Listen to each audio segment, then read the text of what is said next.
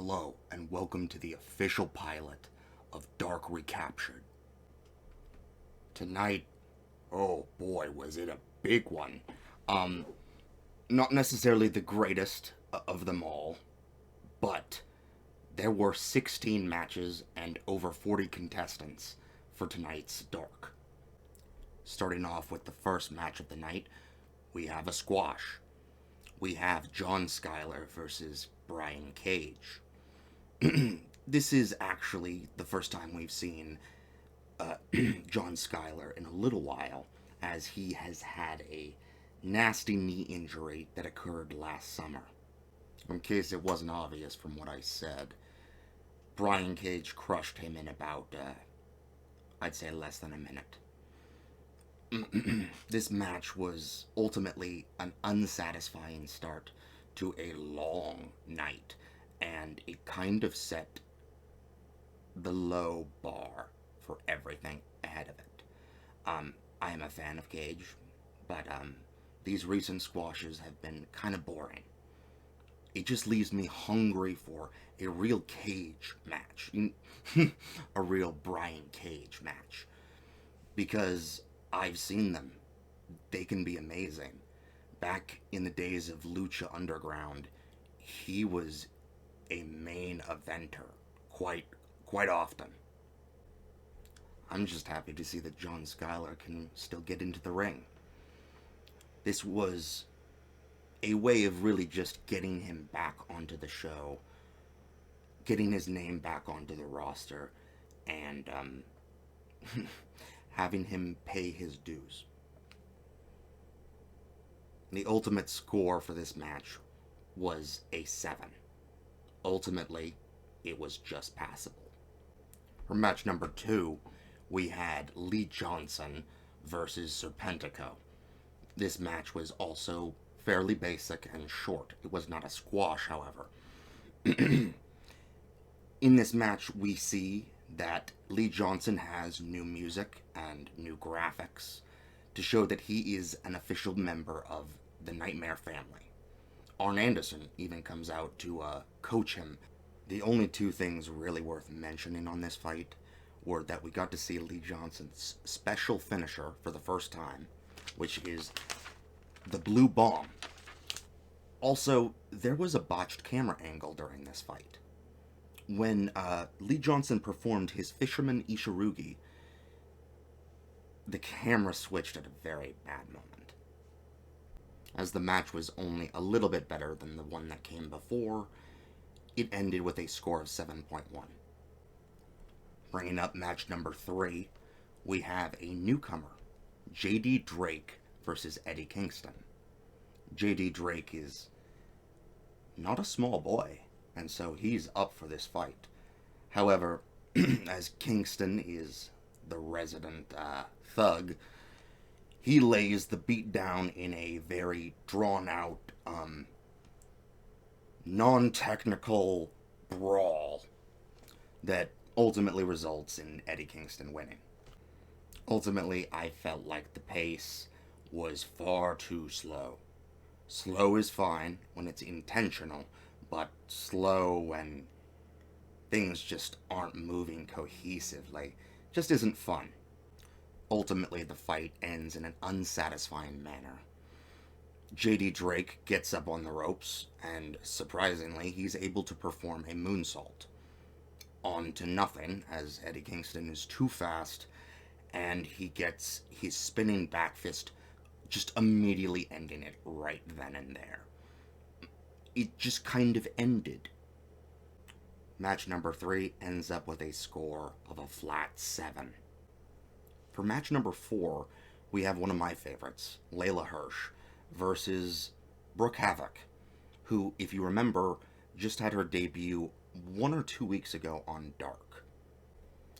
As Layla Hirsch walks out, we hear that she has new music and that she has new graphics on the big screen. This match actually felt very awkward to me.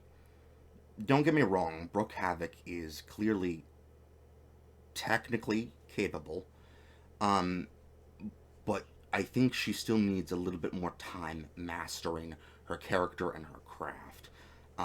There was one moment I felt like she wasn't even really selling just how hard Layla was hitting her in the back. She was selling she was selling in her face, but the rest of her body didn't really give it off. At one point, it looked like Brooke Havoc might have messed up a flipping neckbreaker on her opponent, but I'm not too sure about that because Layla Hirsch very quickly moved into another move. This may have just been very smart improv on her part. At one point, there's one of those dumb spots where they jump out of the way of being jumped on from the ropes. It didn't look too real this time, and ultimately the match ends with Layla Hirsch getting a submission on the young Brooke Havoc. With ultimately just a normal performance by Layla Hirsch and an performance by Brooke Havoc. She did have technical moves at some point that she did perform pretty quickly, and with a form of alacrity. But ultimately, I think this match just ended with a 7.1. For match number 5, we have the debuting tag team of VSK and Angel Fashion versus Jungle Boy and Luchasaurus of Jurassic Express. I just wrote down that this match was pure tag team vivisection. Jungle Boy and Luchasaurus tore these guys a new asshole. It was fun, it was fast, it was a squash. Hell, such perfect slaughter deserves to be rewarded, so they got a 7.2. For match number 6, we get another newcomer. In fact, one who's winning tonight's Best Debut Award, JJ Garrett.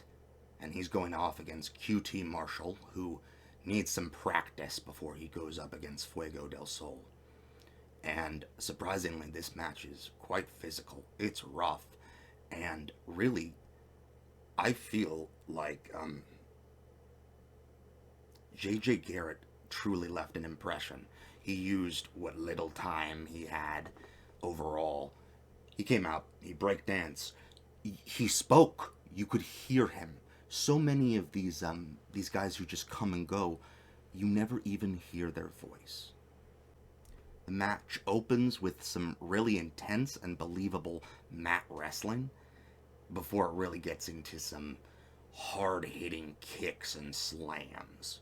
Ultimately, I feel like these guys must have rehearsed this to some degree. They work together incredibly cohesively. Like, bam! I was very impressed. The snappiness of the move, the viscerality of it, it just felt deliciously violent. So far, after 6 matches, this was the best one so far, and it ends with a score of 7.6. Goddamn, man, you need to remember, QT Marshall won this. For the next match, number 7, we get another really fun fight. Well, not as technical and not quite as demonstrative of a display of prowess. We get a fun fight in Marco Stunt versus Max Caster of the Acclaimed. Well, Max Caster comes out spitting his lukewarm fire. He makes a hilarious allusion to Marco Stunt looking like Donnie from the Wild Thornberrys. This match very much plays out like the classic Tom and Jerry or big man versus little man fight, where, the little guy is the underdog and clearly the big guy is going to win. It starts with Max Caster bullying Marco Stunt, throwing him around, and then Marco Stunt gets a rising success, a second wind, gets a few moves off, even actually makes Max Caster fall on his ass a few times, stuff like that. But it all ends the way we know it will. There's a really awesome, but also slightly awkward moment, where when Marco Stunt is up on the ropes, Max Caster jumps up to the top rope to catch Marco Stunt and perform a move on him. However, what's strange to me is that Anthony Bowens throws in their radio to distract the ref, but I'm not sure if he did anything illegal actually. So I'm not sure what the radio spot was all about. I also have to say that the Acclaimed are fun to hate. Um, they make mistakes technically sometimes, but they sell incredibly well, and they just give you a real fun show, even though they can sometimes drop the beat. And then right after I said that, I remembered the whole hand licking thing that he did. Has he always been doing this? Did I just not notice this? Uh, what in the hell? Whatever. It was entertaining. 7.5. Okay, we're halfway there. Almost. This is match number 8, and this is actually the match of the night.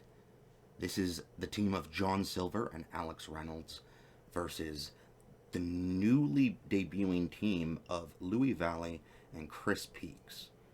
I know we have seen Louis Valley before. I can't quite place Peaks. A lot of things are just really working for this match and just set it up to succeed. Alex Reynolds and John Silver are on a roll. They are finally finding their cohesion as a tag team, and good God, they're fun. Like, wow. I'm surprised that John Silver hasn't been doing singles too much before this. He is amazing. He reminds me of a dwarf from World of Warcraft, and that's not an insult. I played as one for years. So, buddy, you got the look, and it looks badass. Not only was this the match of the night, it also had the move of the night, which I will be showing right here, as I don't know how to explain that. I've seen Louis Valley a few times now, and he's starting to leave a positive impression on me. He's loud, and he can be heard, something that so many people just don't have a sense of. A lot of these indie guys, I think, are used to working in auditoriums where the acoustics really help spread your voice, whereas a stadium just consumes it. You have to really project. And I think we're starting to see that more often from the wrestlers in AEW. Not just Louis Valley. We're seeing it across the board, I believe. Also, he is of comparable size to John Silver, and of similar energy level as well. So I think they can be a fun rivalry, maybe in the future. And also, on top of that, Louis Valley and Peaks, who Taz affectionately says should call themselves Peaks and Valleys, they work really dang well together. Like, whoa. They showed another side of themselves tonight. Once again, I don't remember Chris Peaks, but that is not an insult. Do not think of that as an insult. To wrap it up, John Silver throws Louis Valley into the nuts head first of Peaks, and it's awesome. Also, I wanted to say that they did the Dark Destroyer again, and this time it looked right. It did not look like the opponent was doing the move on them. However, it clearly had a little bit of lag time to it. Maybe they were just being safe, and that's always the smarter thing to do.